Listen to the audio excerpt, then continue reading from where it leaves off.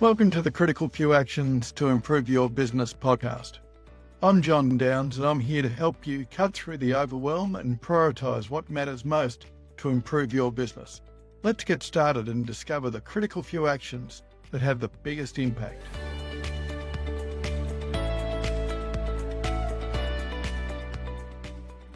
Today, I'm speaking with Jay Villagonzalez, founder of the Salsa Foundation, one of Australia's largest dance schools based in Melbourne.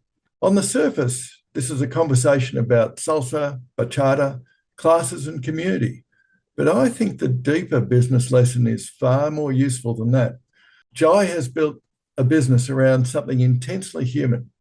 People coming together, learning something new, getting more confident, meeting other people, and feeling socially safe.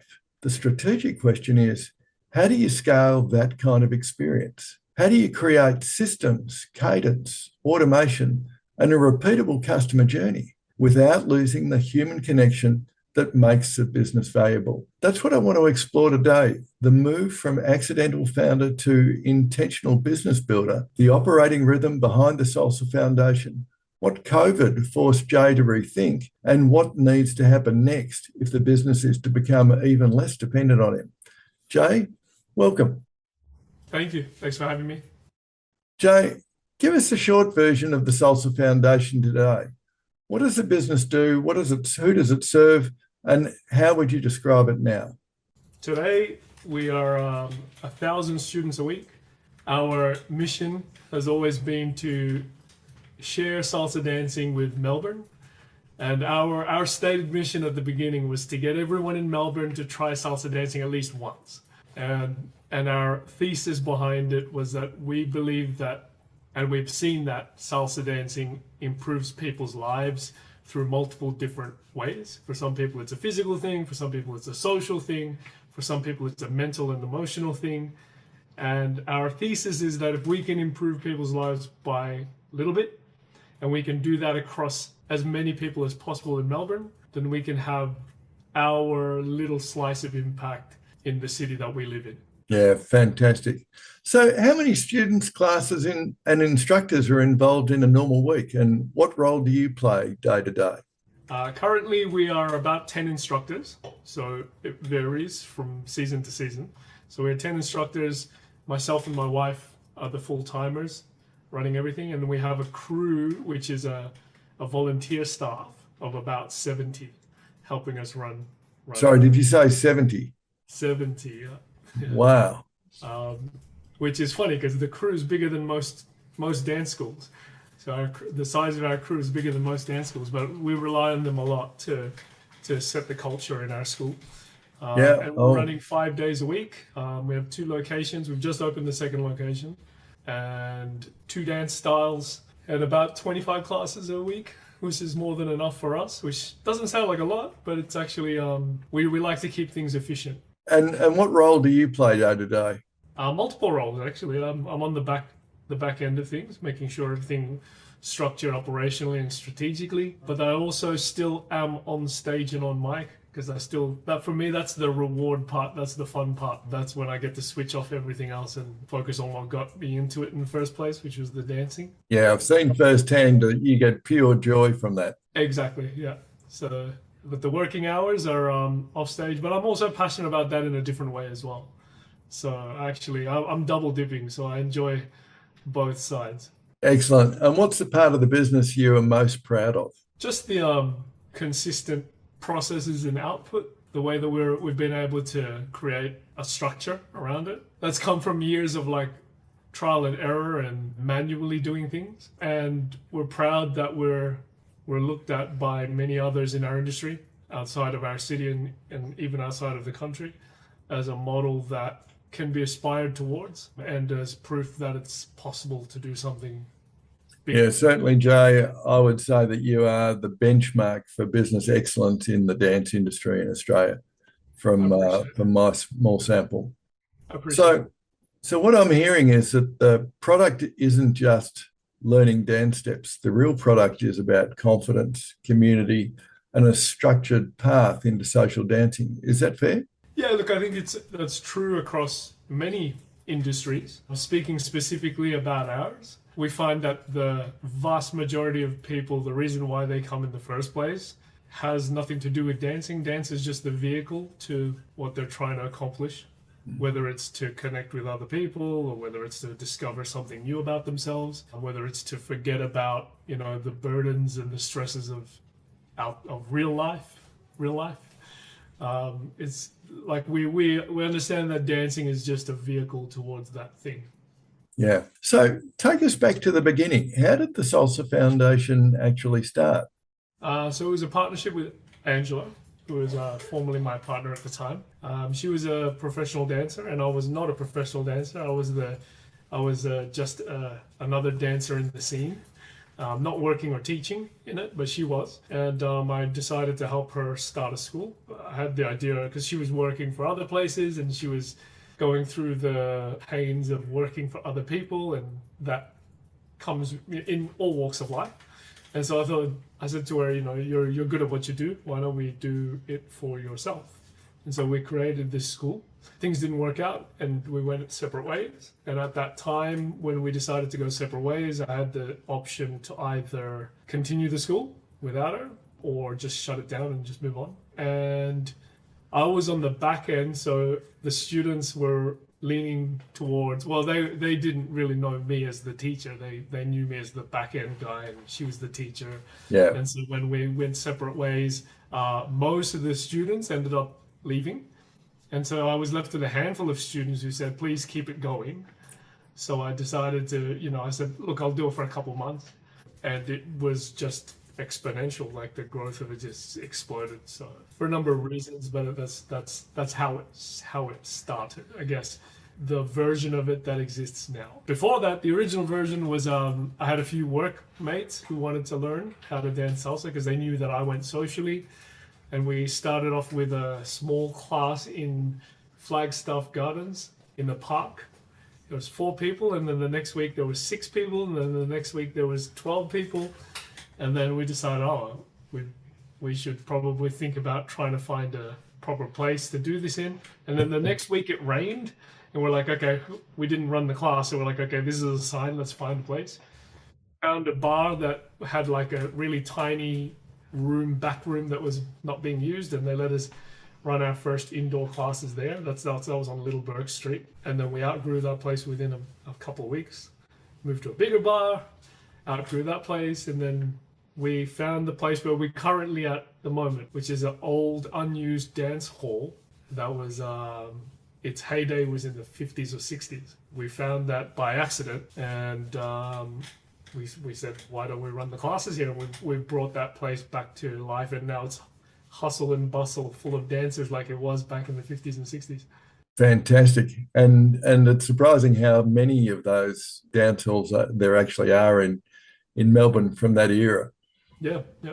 So when you started, did you think you were building a dance school, a business, a community, or just following your passion for dance and the buddies who wanted you to keep going?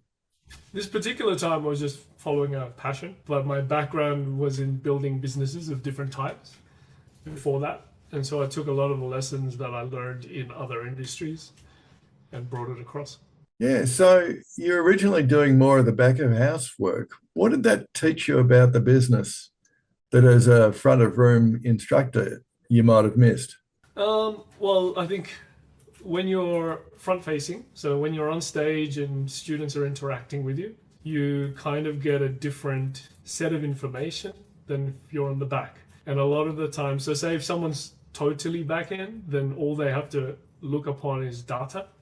So you look at the stats and the data of the business. When you're front end, you hear firsthand what people say. But the funny thing is, a lot of the times the data tells the truth more than what people say to your face, because people will say things that they think you want to hear, or they'll even say things that they think are true, but their behavior acts a different way. So if someone, for instance, says, I love this class, like don't change anything about it, and then they stop coming, is that more valuable than someone who says, I don't like this class, but they keep coming for 5 years? You know what I mean? So it's like which one tells the truth? And so oftentimes it's the data that tells the truth. Yeah, very interesting. It sounds like a strategic inflection point. The business moved from something that had grown around a person now to something that you've chosen to build as a business deliberately. So you said that at the outset, you asked, how do we run this differently from how other schools run their businesses? What were you seeing in the industry that you wanted to do differently? All right, so I define it as most dance schools traditionally run a model where the instructor is up here and the students are here. And the vibe around the classes is this is where you need to be. And if you can get up to here, you belong. And if you can't get up to here, maybe dancing's not for you. Right? Right. And so Yeah. we took this approach of like, instead of positioning it like this, we bring the instructor down to the level of the student and we help lift them up to the level where they need to be. So and that comes in the form of more thorough breakdowns, more explanation, logical sequential ordering of a syllabus, classes that have continuity, which are connected to the previous class. Whereas in most dance schools, the instructor, because they're from an artist background and mindset, they often want to turn up to a class and teach whatever they feel like teaching on any given day. If someone was there last week, then great. If it's a new person, it's like, too bad, catch up by yourself. And it's this type of, I guess it's like a lack of. It's sort of organic. Yeah, you're kind of approaching it from the teacher's perspective rather than the student's perspective. So we're like, let's flip it. Everything we do is based on the student experience and how to optimize the student experience. Yeah. So on that, what did the students need that other model just wasn't giving them? Well, I mean, we find that the vast majority of people industry-wide is if they start dance classes, if they don't feel like they're accomplishing something within the first 4 weeks, then it's almost like it's ridiculously high attrition rate of people that just bounce.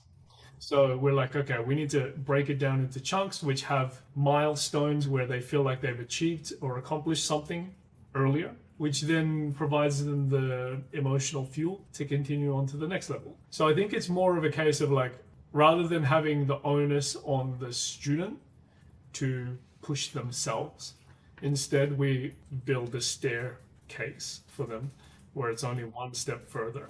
And I think it's just all about optimizing the user interface for simplicity. So my comparison is like the computer industry, right? Computers have gotten more and more complex on the back end, but simpler to use on the front end. And that's why they grow they're ubiquitous now. If the complexity of the front end increased with the complexity of the back end, you just create more and more separation between users and prospective users.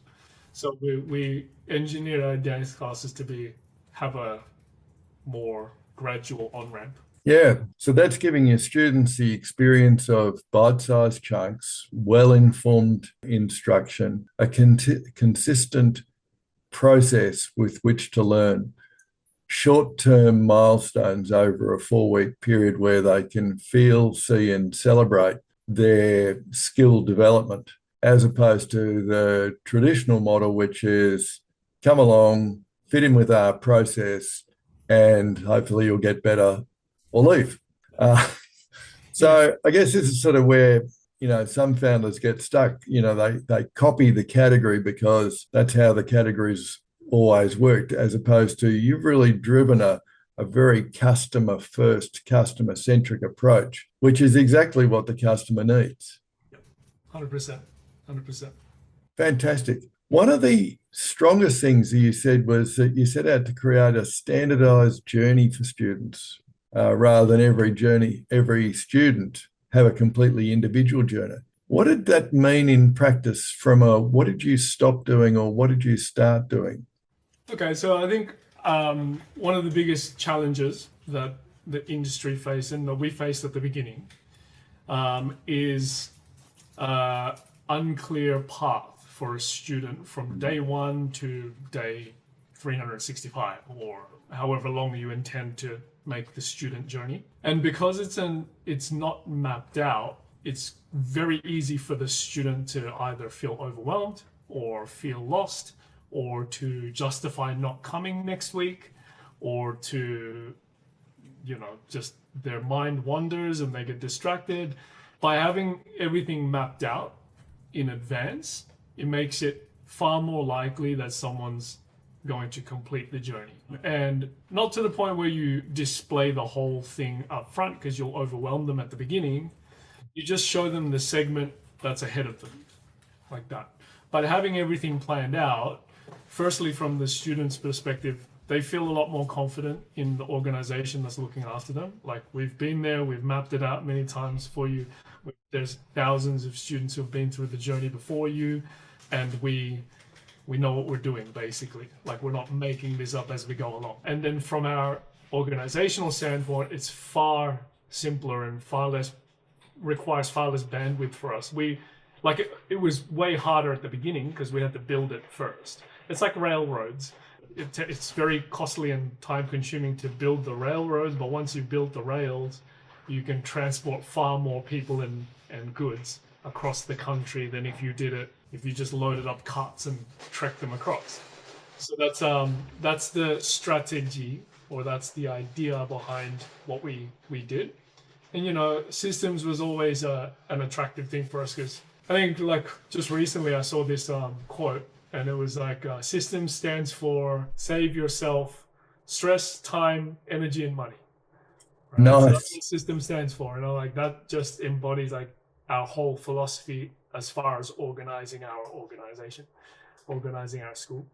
Nice. And we review our systems periodically and consistently, but we're not day to day stressing about how to do something, because it's already been mapped out, which means we can focus more on delivering it to its optimal form. And so, as you were building that up, how did you decide what should be taught, when, and in what sequence? A lot of research. I'm very data driven as well. So one of the things we did was we literally took 14 hours of video of social dancing of professionals, and we categorized every move that they were doing socially, not things that they were teaching in class, things that they were actually doing on the social dance floor. And we categorized them into buckets, and we picked the most, and we put our own preferences in there as well and weighted it against what we were observing on the dance floor. And we built our syllabus driven on data. Fantastic. And how did that standardization make it easier for students? And how do you balance progress with fun? That's two separate questions there. So as far as balancing progress with fun, we find that in a way the progress does become the fun. And look, we're working on things at the moment as well to strengthen that philosophy around the gamification of the learning process. Things like the language learning apps like Duolingo and things like that. They have the streaks and they have the milestones and all of that kind of stuff. We're building out the app that will put that in front of our students. So the progress becomes the fun in that way. Yeah. And so, I think for a vast majority of our students, when they see boxes getting ticked, they get a sense of accomplishment. And for them, and then they see a missing box that hasn't been ticked, they want to go out of their way to tick that box, right? So, and that becomes a fun process for the dopamine seeking. And as far as the serotonin seeking of the connection, we try to do that in class. So our classes are all built on, we have the instruction and we have the technicals behind it, but then we also are strong on humorous analogies. We're strong on things like that to make things more understandable from like in the moment. You can understand the concept if you can tell it in a story form. Yeah. We sprinkle a bit of humor in there as well, so that people know that we're not taking it too seriously as well, and so neither do they. We do rely a lot on our community fostering its own sense of fun. Yeah. And I like to think of us as like, we're not in the center of the crowd creating the fun. We put the crowd together and we circle the outside of the crowd, making sure everything maintains the right culture inside the crowd, and the crowd kind of empowers itself. And our crew is instrumental in that. So that's why we have such a big crew. We have more crew than we actually probably need, but they are huge in maintaining that energy around each night, day to day. Yeah. And so that's an extraordinary reinforcement of a culture that you have consciously designed then. For sure. Absolutely. So you've built the school around a 28-day course rhythm, repeated 13 times a year. Take me through the operating cadence. What happens in a 28-day cycle? So we've deliberately designed it. Initially, it was 12, so it was a calendar month. And then we found, all right, some months have 12. So some months have 4 weeks, some months have 5 weeks. And we're like, okay, this is a nightmare of trying to organize this. So then we're like, okay, it perfectly fits into 13 weeks per year. So we kind of ignore the calendar now. So some of our months will be named January. Some of them will be named June/July because it overlaps 2 months. But we find that doesn't. Initially, we found that people were confused as to start dates. Yeah. But once it's onboarded, we find that people find it pretty easy. So we have a 28-day cycle. All our 28-day cycles finish with a graduation party called La Fiesta, which has grown into the biggest salsa party in Melbourne. About 500 to 600 people come to that every month. And that serves as a graduation for the first level of students who finish a course. We welcome them into the dance community, and then it's also a monthly event for the rest of our school to all gather together and party for the month. So that kind of anchors everything, and then the new term starts the day after. So that's on a Saturday, and all of our terms start Sunday. So we do a 4-week cycle. Each week builds upon the previous week. So if you think of the subject as having 4 weeks, the easiest variation of the move will be on week 1, slightly more complex on week 2, slightly more complex on week 3, slightly more complex on week 4. And each week we always spend a portion of the class revising what we did the previous week. So there's a bit of continuity there. So I like to think of it like a TV show where what happens in this episode is related to what happened in last episode. Yeah. You have TV shows that you have episodes which are completely unrelated, but we find that, if we looked at like the highest rated TV shows in history of television, a lot of them have in common this overarching storyline from season to season that have characters that develop. So we're like, let's build our classes in that same way. And then we have a recap section beginning of each class, which then serves as like, before every TV show episode, there's like previously on Game of Thrones or something like that, and it reintroduces you to previous topics and characters that are pertinent in this. So it's kind of like that.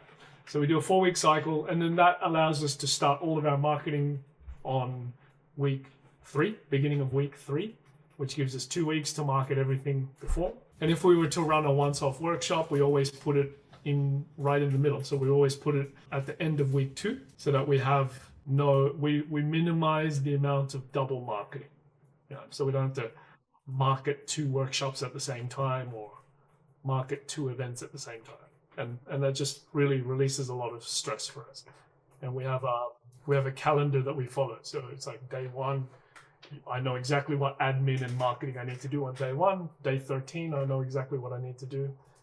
On any given day, there's a calendar, which makes it easier for me to hand over to someone else if I need to hand over to someone else. Yeah, so that's a really well thought through, deliberate rhythm that you've created for the business. What did the business feel like before you had that rhythm? Look, we always had some semblance of rhythm. We really went into a structured thing after we separated because Angela, she was far more like of an artist, and I was far more of a strategist. And so when we went separate ways, I was able to pursue a structural and strategic methodology far more freely. And so that's how that eventuated. Prior to that, we ran a semblance of continuity. So it was 1 week to the next, but they were connected to the previous week. Yeah. Which is better than most places which have no continuity. Yeah. But I understand, like sometimes people shy away from continuity because they're like, what about the new people who are jumping in? Like, I don't want someone jumping in now and feeling like they're way behind everyone else. And that's kind of something that we had to accept. So at the time when I was deciding on this cadence, I was like, oh, but what about casual people? Like casual people are not going to feel comfortable. And then I was like, why am I catering my business towards casual people? Like by definition, they're casual. They're not consistent. I don't want to build my business around non-consistent people. So I just took a hard left turn and I just went all the way towards continuity. And I said, casual people can fit in if they want to, or if they don't want to, then they don't have to. But we cater towards the ones who will consistently be here. I can see how that's working. A lot of businesses don't have an operating rhythm. They have activity. What you're describing sounds like a rhythm that lets the business breathe, repeat, and improve.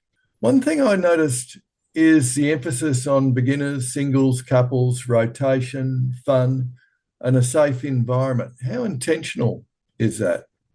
Very. And again, it's one of these things that it's like the culture builds itself, and you just have to be diligent about policing the culture or identifying threats to the culture. So there have been times where we've had to remove people and ask them not to come back. You mean instructors, team members, or participants, On or the both? very rare occasion, team members, very, very rare.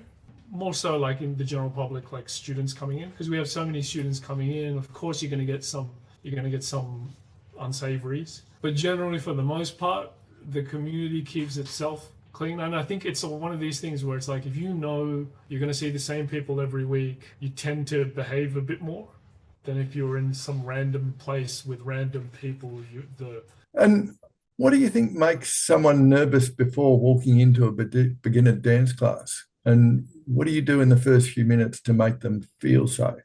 Look, I think nervousness always comes from not knowing what to expect. So as far as possible, we try to have communications before they enter. So we always try to set a little bit of expectation. Here's what to expect. Here's what to wear. Here's how it's going to be.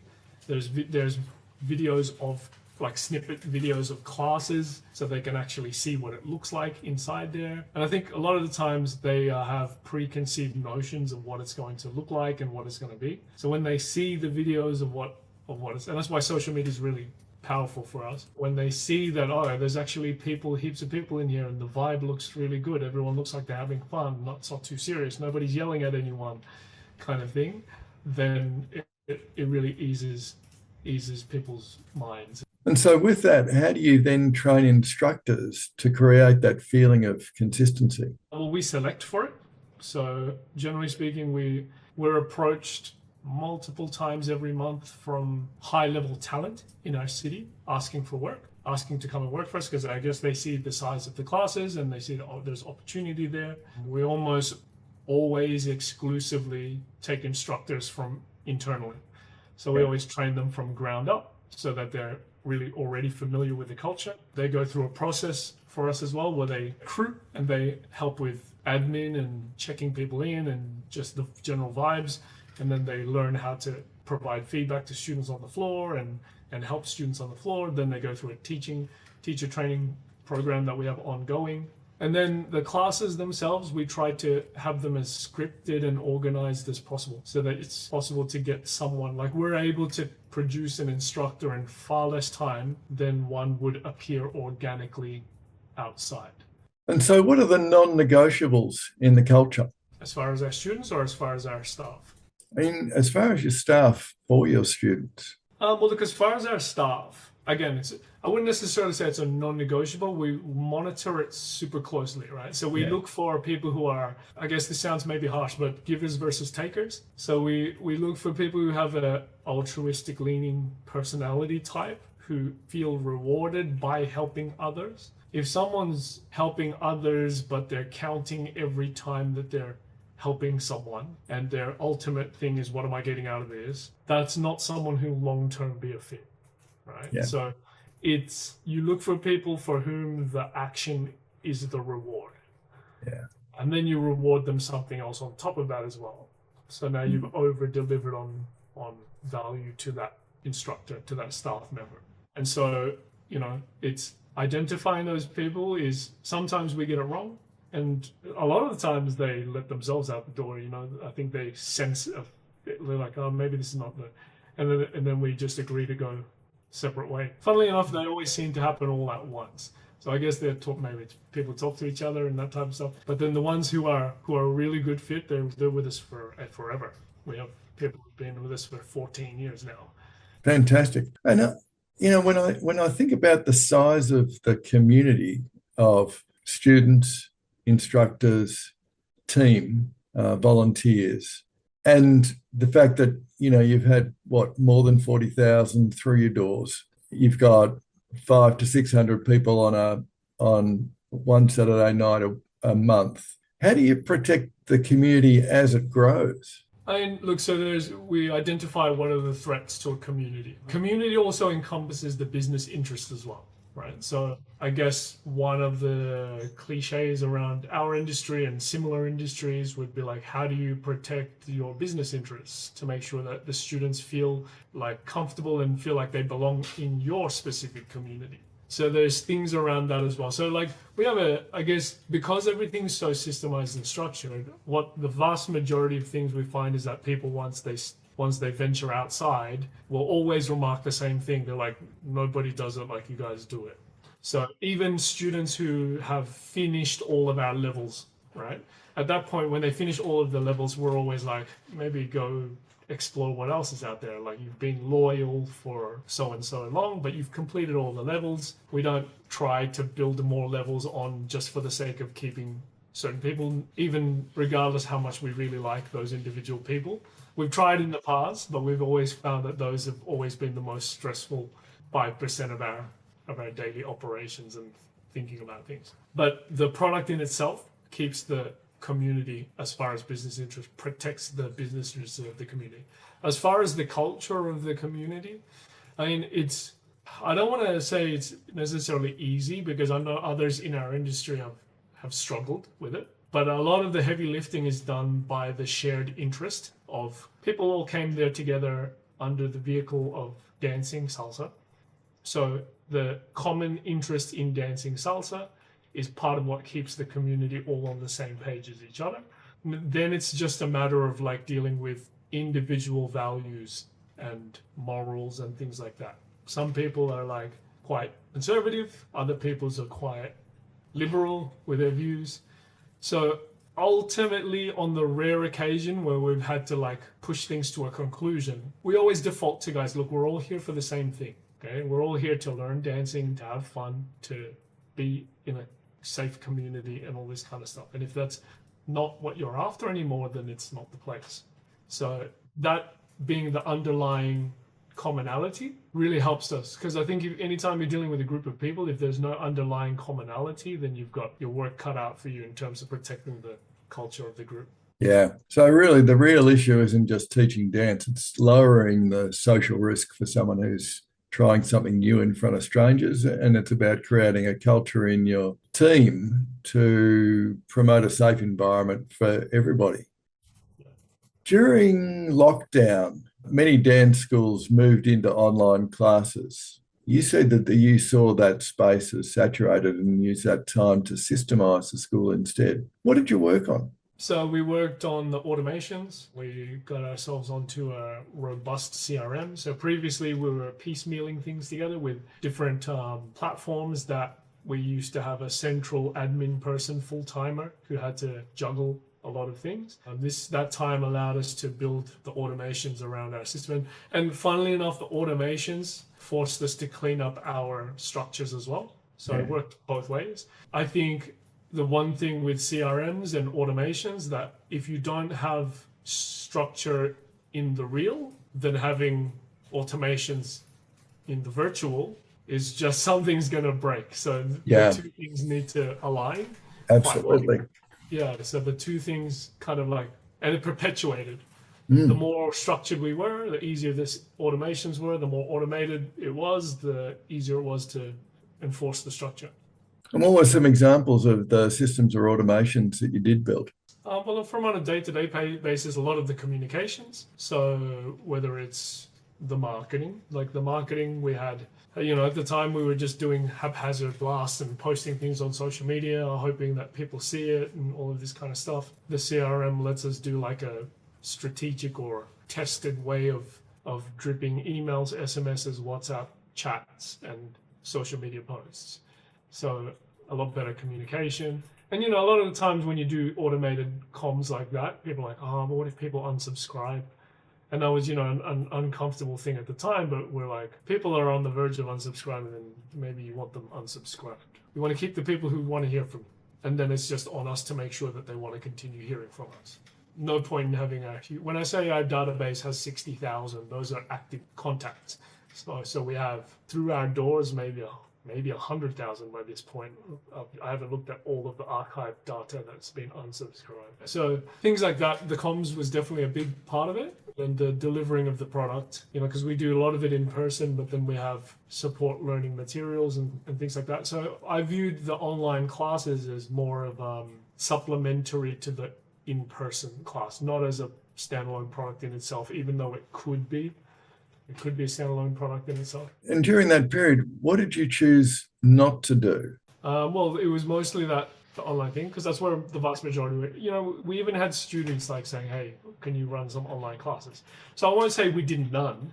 We did a few, but we only had them to our existing students who wanted something to do and who also didn't want to sign up for someone else's online program. Like they wanted to learn specifically from us. And look, selfishly, the teaching part of it, I draw a lot of my energy from the people who are in the class. And teaching to a camera is way different. Like you don't have that. So it requires... You don't have the feedback. Yeah, so it requires a different energy reserve. So I guess maybe just from a personal standpoint, it didn't fit my personal meter of satisfaction. And did COVID make the business stronger as a result of that after reopening? In a way, yes, absolutely. Look, I mean, from the practical standpoint, it gave me 2 years of physical rest. I've been doing this a long time, so you're always carrying some kind of niggling my knee or my lower back or something like that.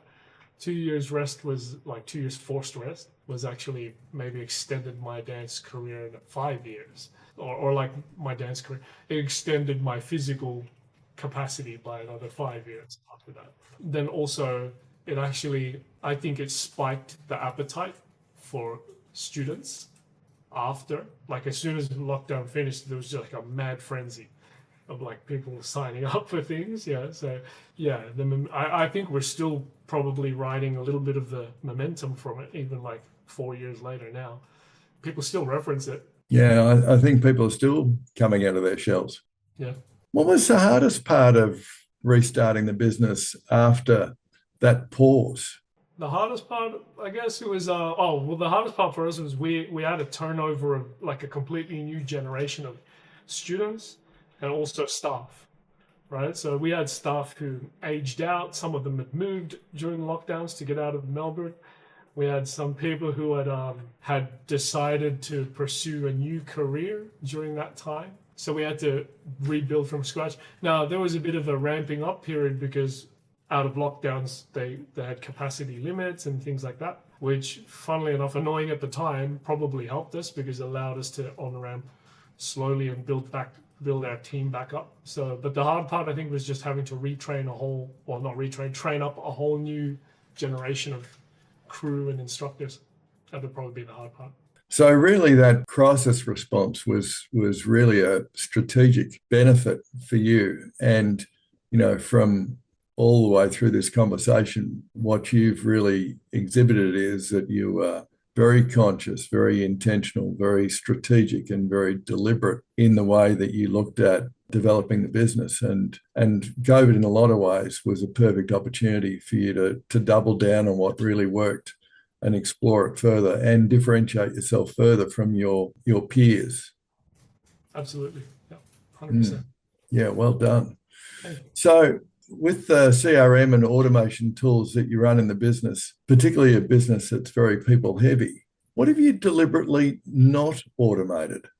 There's certain communications that we like to do one to one. Well, okay, so for instance, we've discovered recently, like we again analyze the data. So we look at where's the open rates, where's the response rates going. And there's certain items that we put as higher importance where we want higher response rates. So we move those actions off the automation and move them to one-to-one communications, whether it's direct messaging through the messenger apps. For instance, like the response rate on a messenger app is, I want to say like 100%, but it's close to 100% is realistic. Like but if someone receives a message from the Salsa Foundation, they might not be inclined to reply to it. They'll just read it and make a mental note. If someone receives a message from myself or Diane or one of our staff, then they feel like, oh, this is a conversation. I'm going to respond back to this. So there's certain things that we don't want to automate because of that, but we systemize. So we batch it all together. We make sure that we have structured approach to how we respond to things, but it's not automated, it's systemized. Yeah. And you mentioned using Go High Level. Has that been fairly recent, or is that what you were involved with for many years now? Just out of lockdown. Yeah, I'm just wondering, what problem did that really solve for you? Well, previously we were using dance specific software, which had CRM capabilities, but they weren't built specifically for that. They were built for managing a dance school. Now, on the flip side, GHL is missing some of the stuff that I wish it had, that a dance studio has. I'm sure it could probably be built. Like GHL is quite flexible like that, but I'm not a technical person, so I don't know coding and all that. Although nowadays with AI, maybe it's probably doable for me to do nowadays. But yeah, so it definitely. I think a lot of the specific customization it didn't have. So I taught myself GHL at the time because we had someone onboarding us and they're like, we can set it all up for you, but then they wanted to set it up out of the box, similar to what they set up for gyms. And I'm like, that's not exactly what we need. So I just taught myself how to do it during lockdown, how it all runs. And then I built it. So I can, at the moment now, I could probably build a whole GHL setup for any other dance studio now. Yeah. Which is kind of the direction we'll probably eventually go. So we got into coaching during lockdowns as well. In my off time, I was coaching other dance schools on how we ran our school. Mm-hmm.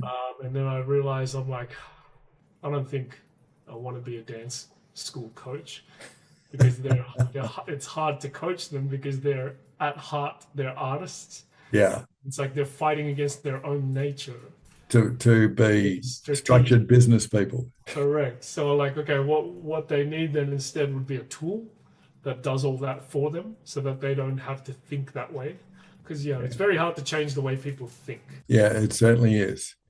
And you mentioned AI, and I take it you're looking into next generation AI powered solutions? Yes. Where's that likely to go? Well, look, as far as industries go, I think I wouldn't say we're AI proof, but we're AI resistant, I guess.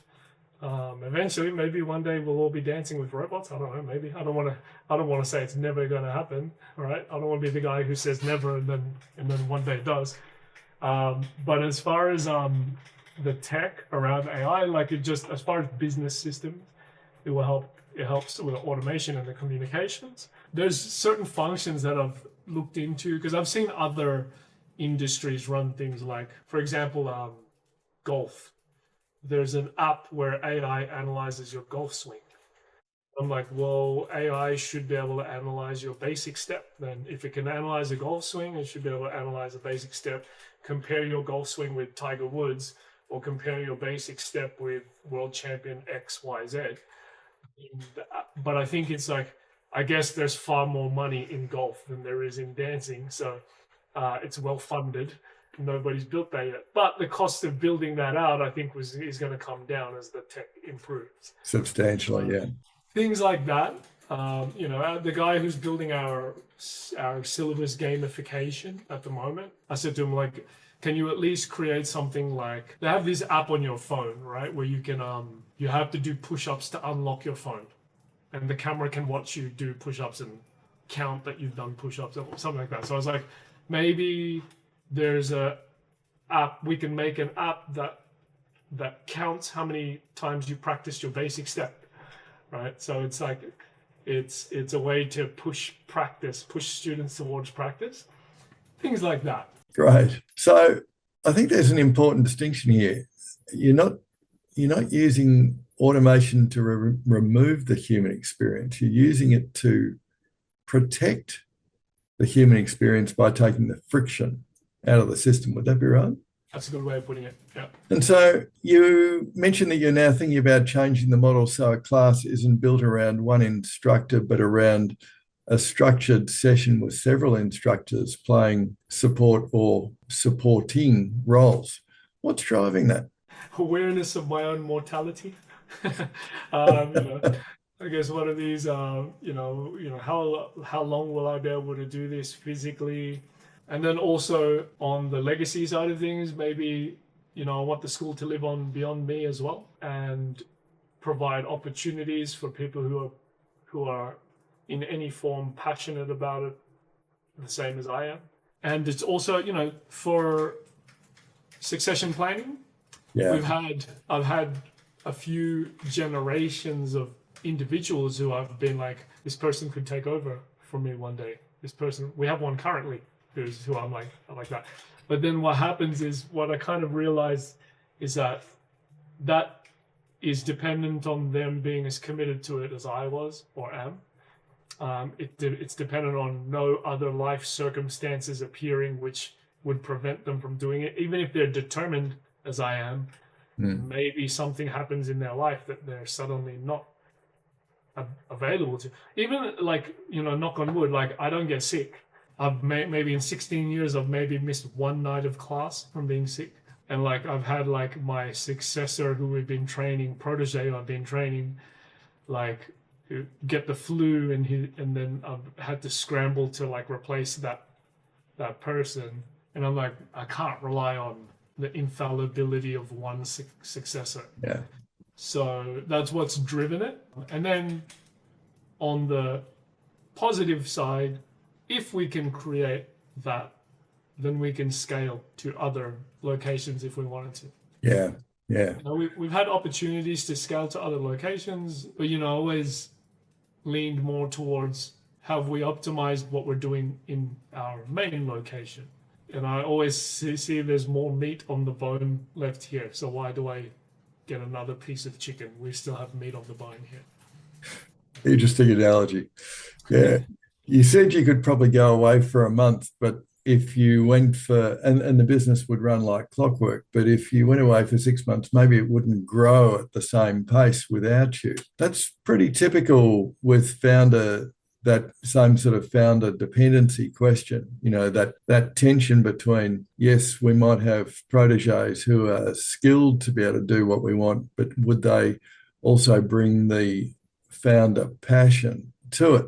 What do you see about the gap between maintaining versus growing? Look, I think my whole mindset around it has always been like, optimization is growth as well. So you can grow by optimizing things, like just from a bottom line standpoint. If you optimize something by a small percent, that might be equal to increasing the top line by a greater number on paper, but the same outcome with less headaches of having to bring in more variables, right? So I think that's my mentality around it. And as far as like, I guess, growing in terms of size and location, I always maintain two worlds. Like we compare ourselves to the world of our industry at large, of which we are sitting at the top percentage, and I compare ourselves to other industries of which we are sitting at the bottom percentage, which allows us to keep a nice balance of perspective. So it's like, when we scale, do we scale like these big companies, or do we scale like our industry? And so it allows us to And oftentimes it all points me back to the same thing. It's like ultimately we run a lifestyle business. It's very like, even when we're working, we get to do things that we would choose to do. Do something you're passionate about, and you'll never work a day in your life. That's the one. So on that, so what still depends on you, and which decisions still come back to you? I guess the overall direction of the company, as far as like structures and things like that, things are pretty set in place, but it's those 2% optimizations here and there that I believe keep us growing. Those are the things that come back to me. As far as teaching the class, I think students can smell it that we are the founders. Even people who are new, they can kind of tell. Okay, so say from myself or one of the other instructors, they can kind of tell that I'm a little bit different towards the classes than the others. Now, part of it comes from I have a lot more experience than the ones, and I trained those guys. And as much as I can try to train them, I can't transfer all my experiences to them. They have to put in the time to do that. And so I think a lot of the students can kind of smell it, and if they have the option to learn from the founder versus someone who the founder trained, they are going to lean towards wanting to do it with the founder. So one day will come a day when that option is removed and they'll have no choice, but my hope is that by then we'll have developed a robust enough system of crew and staff that it won't affect each stage of the organization. Absolutely. So what would need to be true for the business to grow without you physically being here now? I think the biggest one is taking the leap of stepping off the stage and off the mic. Look, it was a big leap for me to step onto the stage and onto the mic. So I think, and then I kind of found to be honest, I found a lot of my identity in it. I actually was way better than I thought I would be at it. And, I think people really need to feel like they're good at something. And very few people find something that they're really good at in their life and get to do it. So, I think a lot of the population who's walking around a little bit like suboptimal happiness is because that they haven't identified what their thing is, or they haven't found a way to make that thing something they can do every day. And I was blessed enough to have been able to do that. And so maybe a lot of it probably is my reluctance to step away from that. Because then, like, I think, I've had this conversation with Dan, and it's like, when we stop doing this, like, who am I then? You know what I mean? A large part of my identity is tied to it. So I think that's so true for so many founders. Yeah, I think that's the biggest thing. A long time ago, it's been quite a while now that we probably got to a point where I could financially stop doing this. But then I'm like, what would I do? Yeah. Start something else, which I might not be as good as or enjoy as much, because I'm not going to sit and do nothing. No, that's a recipe for disaster, and you'd be a menace to society. Is your goal freedom, scale, saleability, lifestyle, family choice, or something else when you think about that? Look, I feel like I've ticked a lot of my goals. I'm actually in a place where I'm really happy. I think at the current moment, I've been blessed enough to have done that I can turn a lot of my attention towards my children and where I see the future going for them and how I can support them in that.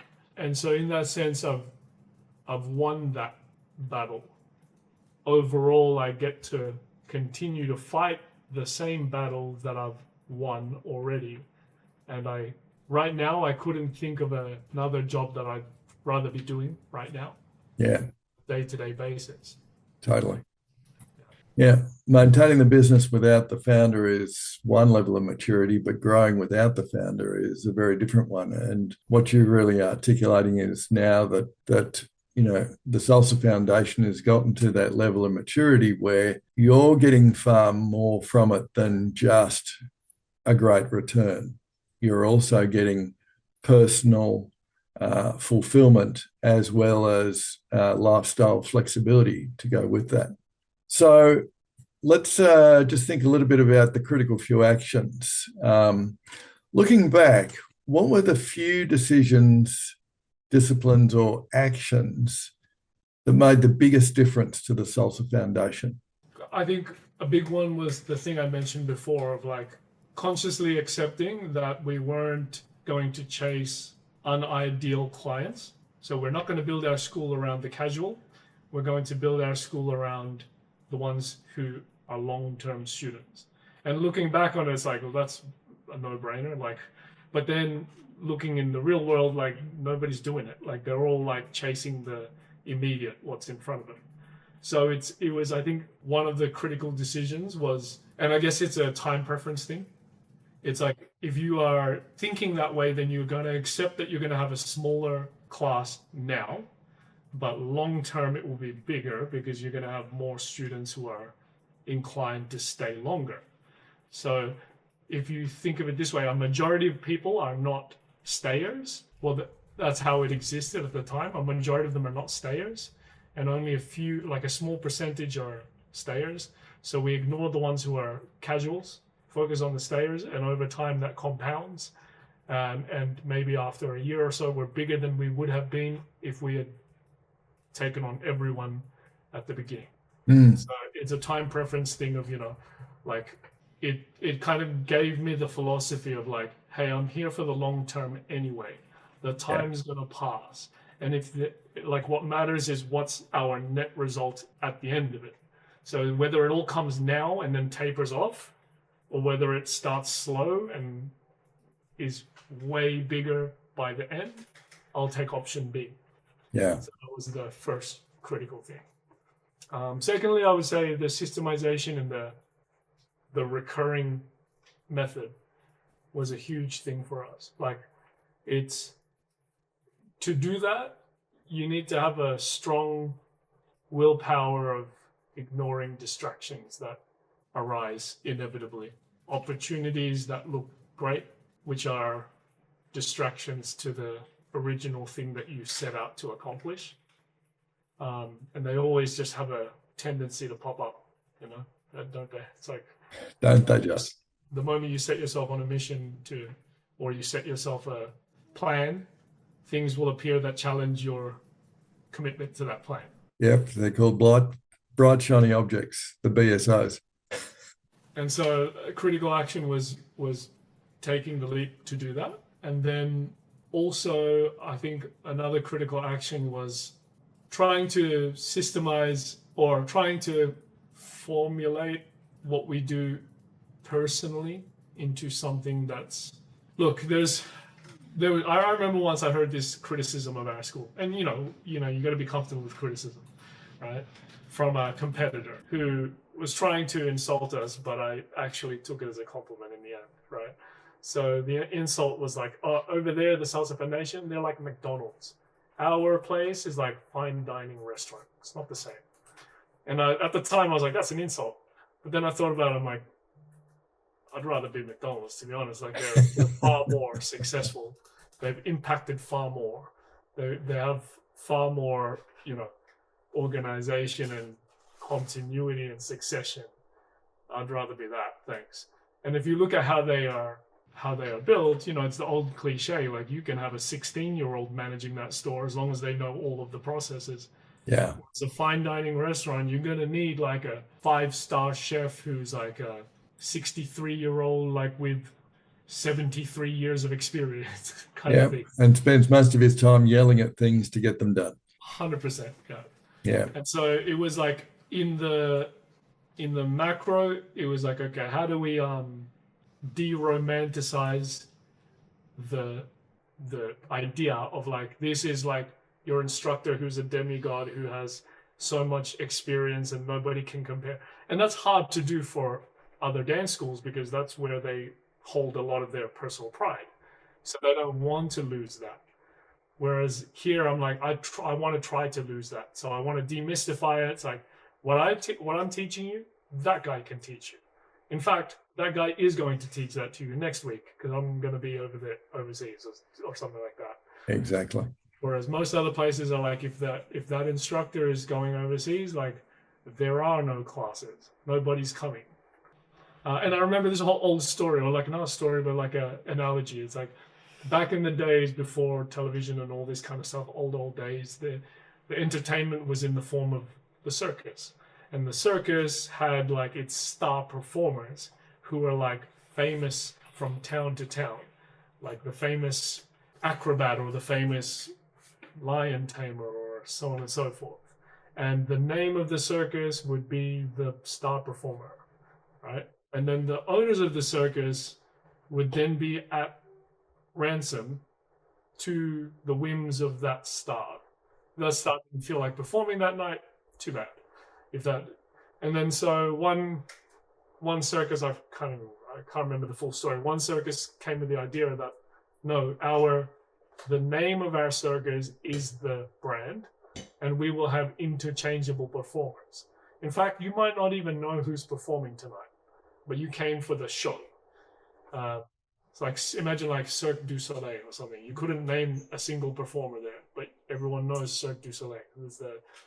And they changed the show, they changed the theme, they changed the performers all the time, but the brand stays.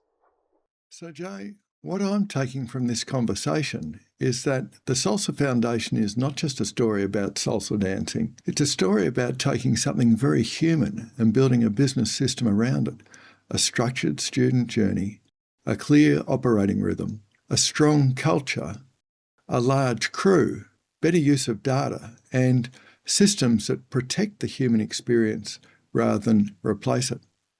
But I think the bigger lesson for founders and CEOs is the question underneath all of that. Can the business keep growing without you in the room? Because maintaining the business without the founder is one level of maturity. Growing, improving and making better decisions without the founder is something else entirely. For any founder-led business, that question goes straight to organisation, performance and value. Is the business getting stronger, or is it still too dependent on personal energy, informal know-how and heroics?